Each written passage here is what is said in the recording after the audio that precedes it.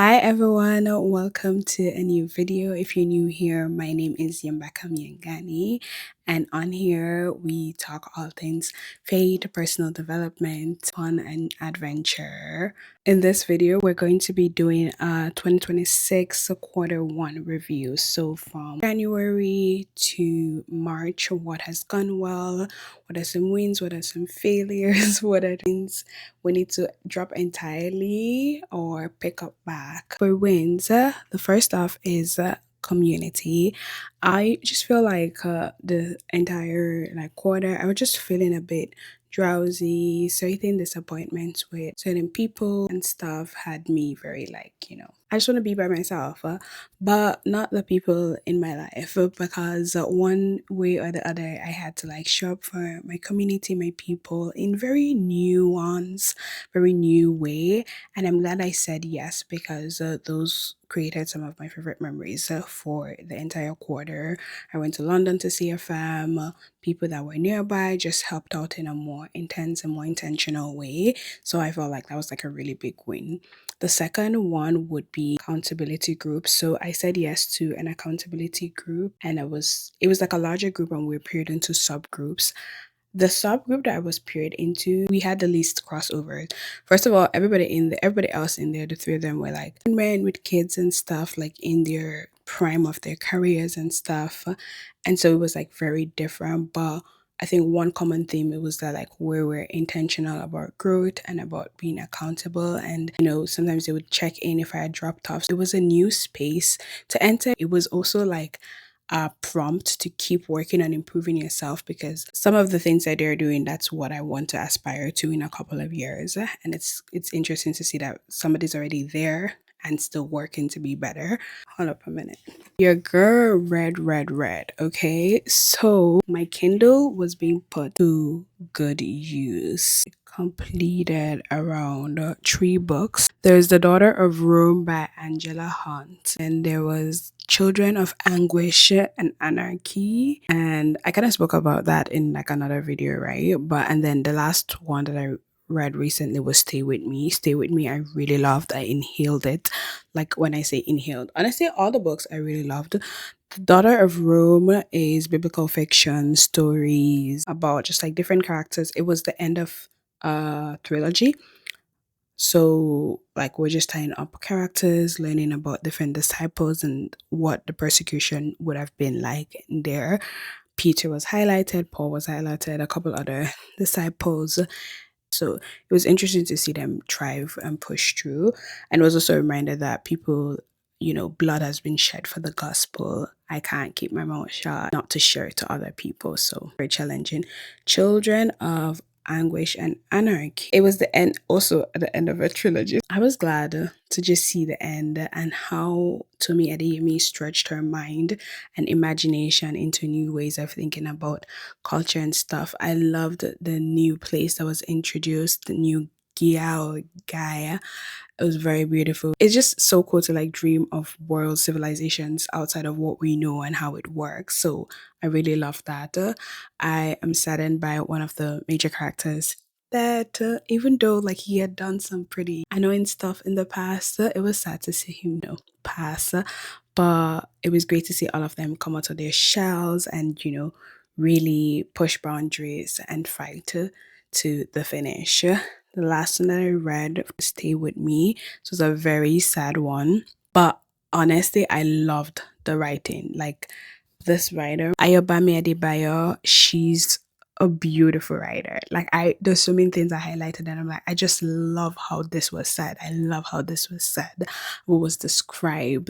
It felt like poetry. So I love poetry because the writers are more intentional and try to be more whimsical. She does this in a full blown, how many pages story, and it's so beautiful.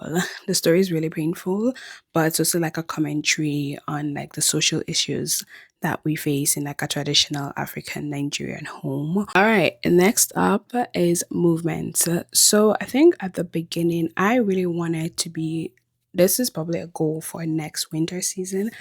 Those people that are in the thick of snow, they're still running, they're running for a race or something. That's something I want to do. That's very aspirational, very weird one, but I just feel like it's so cool. It says dedication, but I think like it's so hard because when it's cold, I'm just like I want to stay warm. I become very survival instincts really kick in, but I want to like push past that. Like, what gears do they use? How they stay warm? What do they do? So I want to do that. But aside from that, I didn't really go out to do the movements, but I was doing like my mini yoga and stuff at home. So, and it it seemed very like small, and I almost missed it when I was noting down my wins because it seemed very small. But it was actually I was probably the most consistent with it. Like there was no week that passed that I wouldn't do some form of like yoga stretches in the night and stuff, and then coming off the winter, maybe to go on more walks the past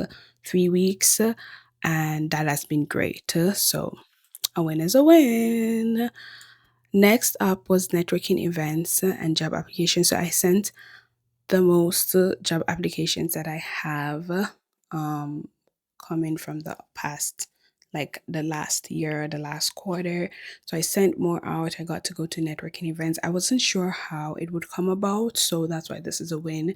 I'm pushing myself to actually go in there because I'm so done with this whole like job search process, honestly. So that's why it's a win to like keep showing up even when I didn't want to. Another win was like Habas Hepzibah's community. So if you've watched some of the vlogs on here, you've seen the retreats that we do.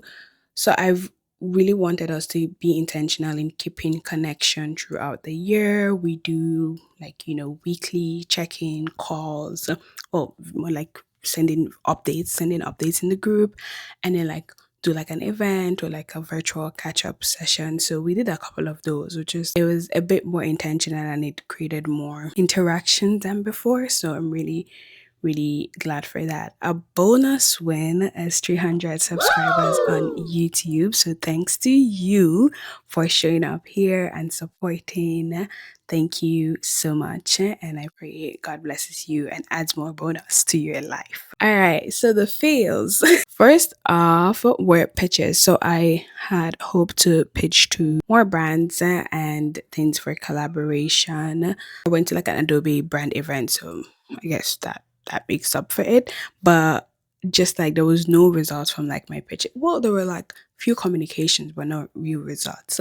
And I feel like I should have been able to send more pitches. Job search is still ongoing because it's kind of the fail doesn't depend on me, but like it's still like a big like disappointment going into the next quarter. And I've done it. Like I'm so tired of people advising me like do this, do that. Like if you're not giving me fresh new ideas or you're not directing me to speak to the recruiter, the employer, please, thank you. I've heard it. I'm like tired with it.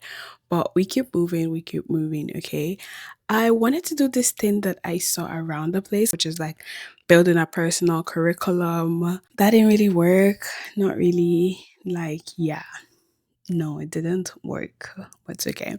Bring me to my next one, which is imbalanced consistency. So there's a certain way that I expected myself to show up online for Instagram and YouTube. I didn't do it to that intensity, so it feels like a failure. Not like I'm putting more pressure on myself. It's just like I feel like I know what I'm capable of and I wasn't showing up as that. But I also feel not as an excuse, but I think like a rationalization is that like I was going through a lot like mentally and just like like identity self crisis that probably slacked off. Which brings me to my next one. I wanted to start like sharing or writing stories on Substack. I already do have stories, so I feel like it might just be good to like start posting on there.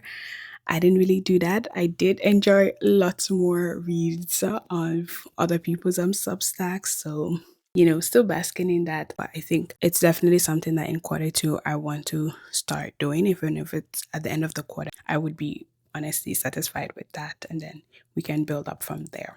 In terms of my favorite things in general, we have the Fenty Beauty lip gloss. The person that got it for me, I need to update her to get me another one. I really loved it. Very simple, not too heavy, not too crazy, but good. Up next is my scrapbook. I think I didn't scrapbook as much as I would have loved, but I did do it whenever I needed to or pulled it up. The books that I read, Stay With Me was a fave.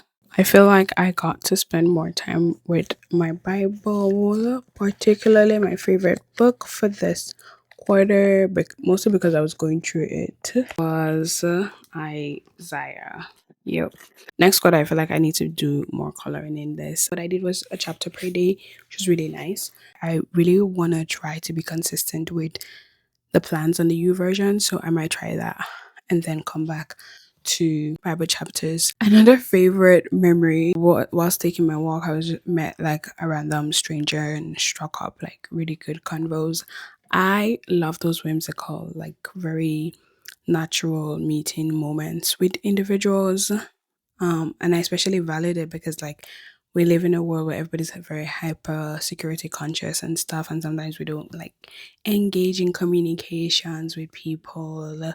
Not even like a hi or a bye, but I've been walking up more and then seeing more people, smile. Most of the old ladies, honestly, they are tea.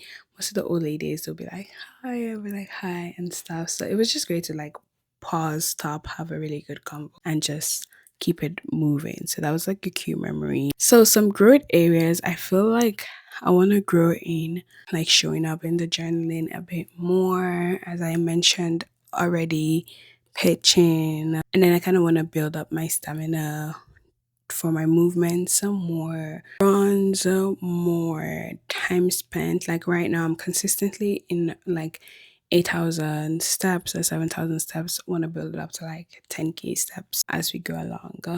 So that's it for my quarter one review. There's some wins that I completely forgot about. We didn't count as one. So it makes me feel less bad about life. And then also like there's a bit of like you're highlighting or like focusing on one area to work on. So that's why I love it. So I do encourage you to do yours, and let me know what has been one of your favorite memories so far, or what is one thing that you are looking forward to work on in the next quarter, or you completely just like gonna wing it, because that's also an option. And remember, never stop curating your best life. Bye.